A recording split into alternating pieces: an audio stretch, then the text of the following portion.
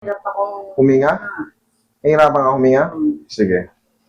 Lalo kasi kapag nabarsado yung Pag napagod, pag napagod sa kunyari, naglaba, o nagbuot-buot ng kung ano, bumibigat yung damdamin mo, yung panghinga mo, naiipit. Okay, tama na naipaalay.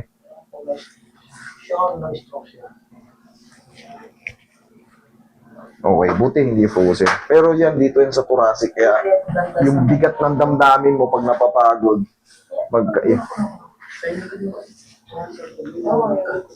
Wala kang opera?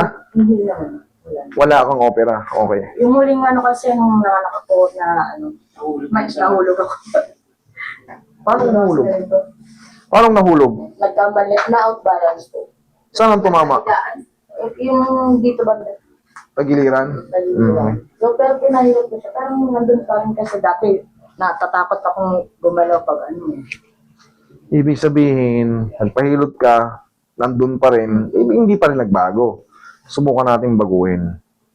Kailan yung nanganak ka? Kailan ka nanganak? 29. Okay. Ano po yun? Relax.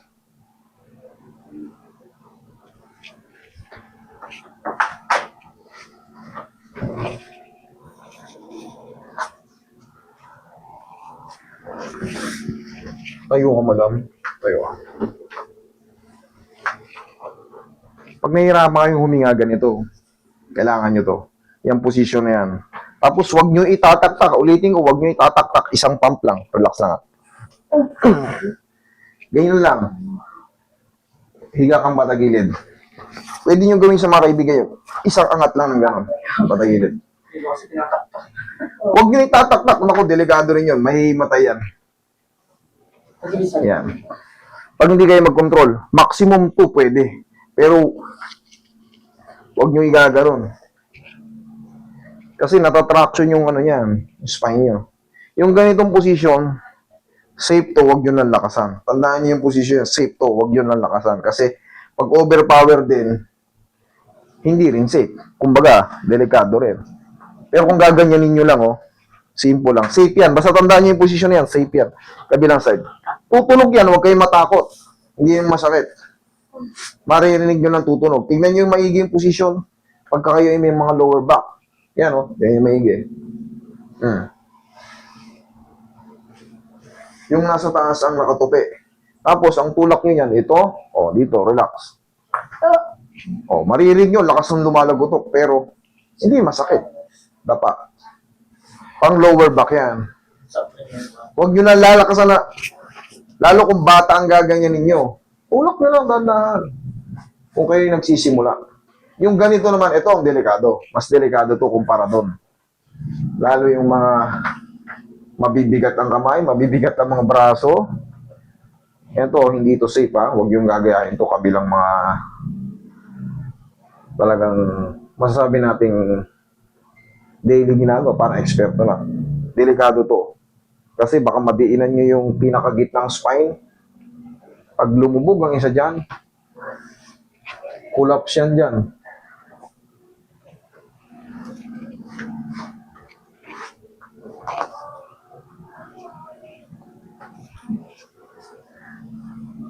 Ayan, Hindi pa, meron niyang buto dyan.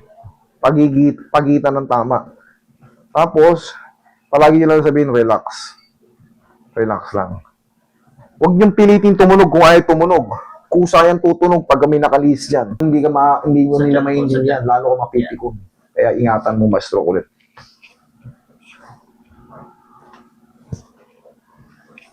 Relax lang.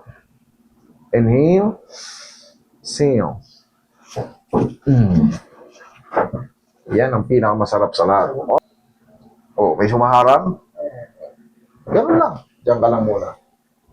Hanggat hindi kasi napapakawalan niya. Pero hindi mo rin basta-basta magagawa yan pagka wala ring alignment. Pero kung kunyari, natataranta ka na kasi kumbaga hindi ka pa nagpa-align, kumbaga sumisikip na yung dibdib mo, subukan nyo lang yan. Wala namang mawawala Subukan nyo lang yan. Sabay Lord, help me. Ibibigay ni Lord yan, babalik yung hiningan yung magaan. Nangyari na rin kasi sa akin yan Yung puso ko para may umiipit. parang may tumutusok, tapos yung pigil siya. Totoo yun, mamatay man kaming buo lahat-lahat. Nangyari sa akin yan. Kaya, Siya pilit parang Yung- napapalpitate. oo, siyempre kakabahan ka na eh. Bakit pigil yung hininga ko? Parang nahihirapan ako huminga. Pucha, inangat ko na yung kaliwa akong kamay, oh. Para may pumitik na naramdaman ko ba? Na-release ah. Ay, simula nun. Kaya simula nun, tinuturo ko na rin sa inyo. Personal experience ko yan. Basta yung parang yung puso nyo, parang may lumalaban dyan. Hindi ma-explain eh. Pero wala akong sakit sa puso. Minsan kasi may umiipit na hangin, may umiipit na maaaring sa bloodstream natin, maaaring may cholesterol na rin ako. Totoo naman, may cholesterol ako. Maaaring may ganon-ganon. Siyempre, mahirap ipaliwanag ng buo. Pero nagpa-ECG ako before, wala. Walang Normal naman po. normal. Check mo. Kahit hindi na nakaangat kasi na-adjust na yung likod mo, hingang malalim. Oh. Ayos. Oh, tayo ka. Check mo rin yung balakang mo. Oh. Check mo.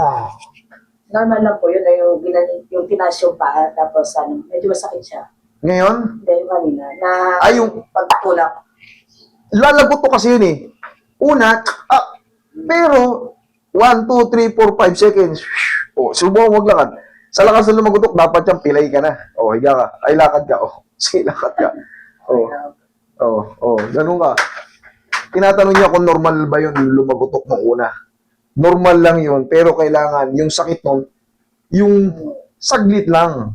Pero pag nagtuloy-tuloy yung sakit, ibig sabihin na dislocate yung balakang mo. Pag tayo mo dyan, sa tingin mo na dislocate yung malamang, ano ka dyan?